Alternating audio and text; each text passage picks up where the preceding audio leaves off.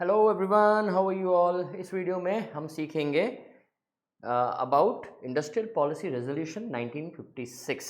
हालांकि इंडिया का पहला IPR that is industrial policy resolution 1948 में बना था, लेकिन वो उतना इफेक्टिव नहीं था।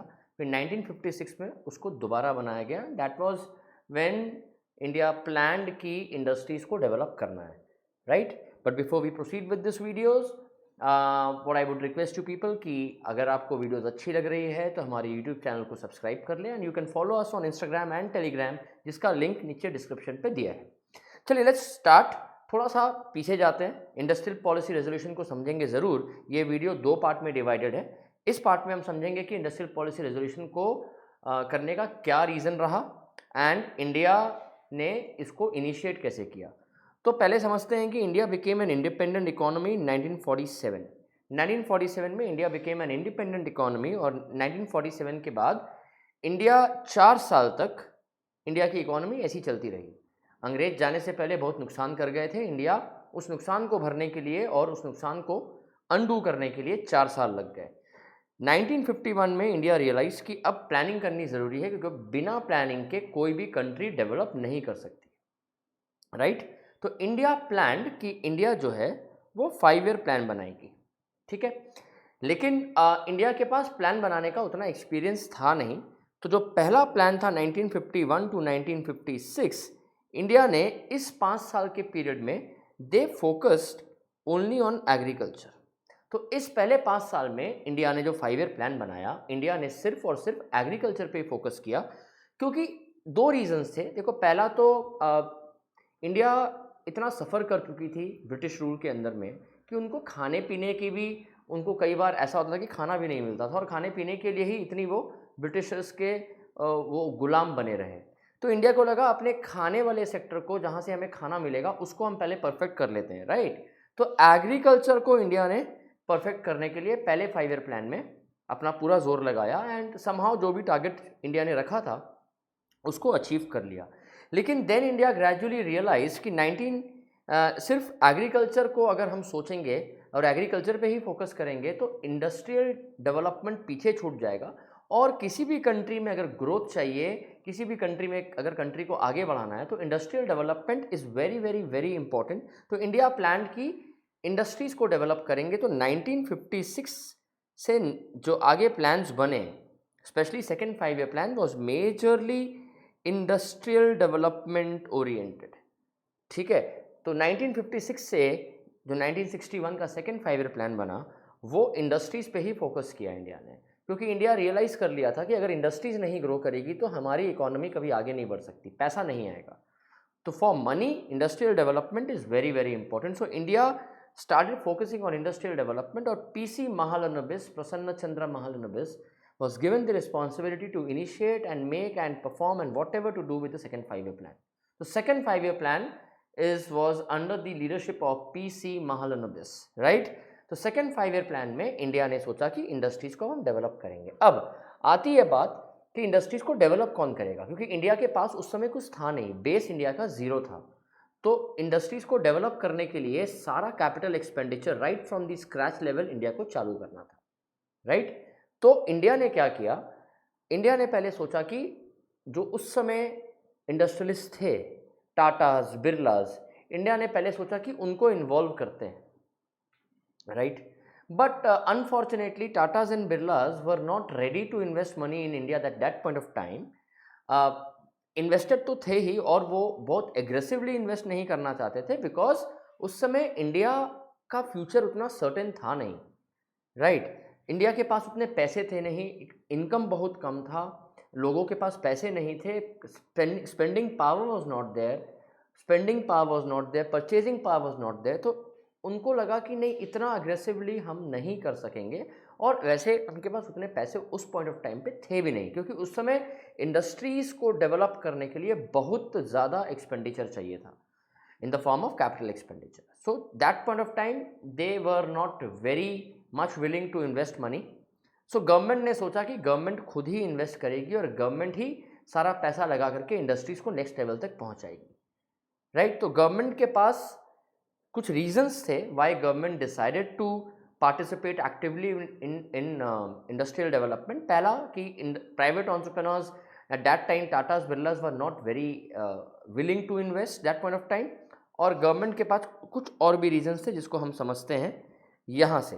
तो reasons for participation of government state in industrial development, इतना तो आपको क्लियर हो गया कि इंडस्ट्रियल पॉलिसी डेवलपमेंट जो था, इंडस्ट्रियल पॉलिसी रेजोल्यूशन 1956 क्यों बना, क्योंकि इंडस्ट्रियल डेवलपमेंट ज़रूरी था। इंडियन गवर्नमेंट ने प्राइवेट एंटरप्रेन्योर्स से डिस्कस किया and they were not willing to invest, तो गवर्नमेंट ने सोचा कि वो खुद ही इन्वेस्ट करेगी, और इंडस्ट्रीज़ को डेवलप करने के लिए एक रूल बुक बनी कि इंडस्ट्रीज़ को डेवलप करने के लिए इंडियन गवर्नमेंट क्या क्या फॉलो करेगी, जो 1956 में बनी। इसीलिए उसको कहा गया इंडस्ट्रियल पॉलिसी रेजोल्यूशन 1956, IPR 1956 के नाम से वो फेमस है।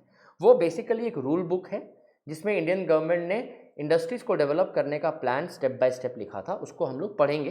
पहले हम समझते हैं कि reasons why government took an initiative, right. पहला, lack of capital, private entrepreneurs के पास कैपिटल था नहीं। So industrial development India became very important specially after the failure of the first 5 year plan. First 5 year plan मैंने बोला सिर्फ agriculture पे था, समवॉट टारगेट अचीव हुआ, लेकिन पैसे नहीं इंडिया बना पाई उस फर्स्ट 5 ईयर प्लान में, बिकॉज इंडस्ट्रीज़ का उस पर डेवलपमेंट का जो स्कोप था वो मिसिंग था, which was mainly focused on agriculture the first 5 year plan. As India had done nothing for industry, huge amount of money in the form of capital expenditure, मतलब नई इंडस्ट्रीज को बनाना, machineries खरीदना, land खरीदना, इसको capital expenditure कहते हैं, was required for industrial push. At the time of independence, very few industrial houses like Tatas and Birlas were established, and the requirement of capital for the country and industrial growth was beyond their capacity. Obviously, अगर पूरी country को grow करने की बात की जाए तो इतना पैसा तो उस समय था नहीं, हाँ अभी बहुत है। Therefore, it became essential for the government to participate. तो गवर्नमेंट ने देखा कि कोई private entrepreneur, private players participate नहीं करना चाहते हैं, तो गवर्नमेंट ने खुद इनिशिएटिव लिया। This was first reason. Second is low inducement. जो प्राइवेट बिजनेस हाउसेस थे उनके पास उतना मोटिवेशन भी नहीं था इन्वेस्ट करने को, बिकॉज इनकम बहुत लो था कंट्री में, स्पेंडिंग पावर बहुत कम था, तो उनको लगा कि अगर हम पैसा लगा करके बिजनेस खड़ा कर भी दें तो वो अपने प्रोडक्ट को बेच नहीं पाएंगे, because people were not ready to spend. Spend कब करते? स्पेंड तब करते जब उनके पास पैसा होता, पैसा उनके पास था नहीं। So private industries lack the interest and inducement to invest. It was because of limited size of the market, market छोटी थी, limited size of the market, because of low income, low level of demand and low level of demand and low level of income होगा यहाँ पे। Low level of income was due to low level of income. Demand किसके लिए कम था? Income के लिए कम था। Next, the only way to break the vicious circle of low demand and low level of income. Low demand क्योंकि income low था, और इनकम लो के चलते लो डिमांड, सो ये सर्कल घूम रहा था, low level of demand and low level of income का सर्कल घूम रहा था। इसको तोड़ने के लिए it was to set up big industries which at that time was only possible for the by the participation of the government. ये जो विशियस सर्कल बन गया था, एक सर्कल जिसके अंदर से लोग फंस गए थे, शैकल्स, एक जंजीर जिस पे लोग जकड़े गए थे, उसको तोड़ने के लिए there was only one solution to it, that is industries को डेवलप करो। पैसा गवर्नमेंट को ही लगाना पड़ा बिकॉज प्राइवेट के पास पैसा था नहीं।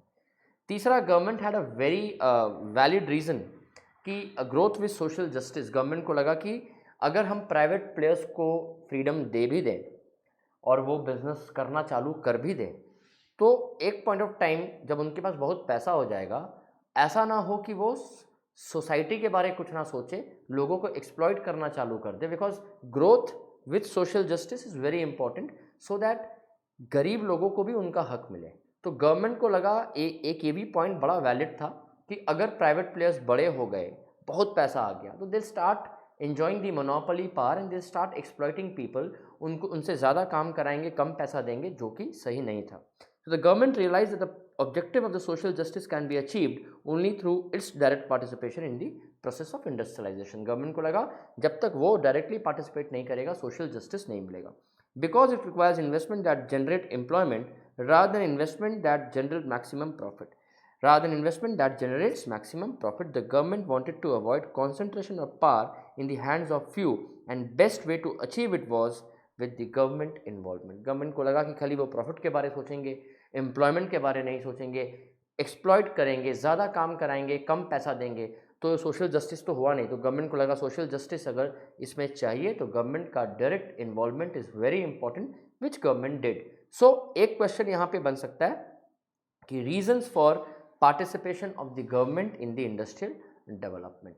सो ये 3 रीज़न है, मैंने आपको एक ब्रीफ हिस्ट्री भी दे दी। अगले वीडियो में हम समझेंगे कि इंडस्ट्रियल पॉलिसी रेजोल्यूशन है क्या और इसको कैसे इम्प्लीमेंट किया गया। I hope you like the video. If you like the video, do follow us in Instagram, Telegram and YouTube. Thank you so much.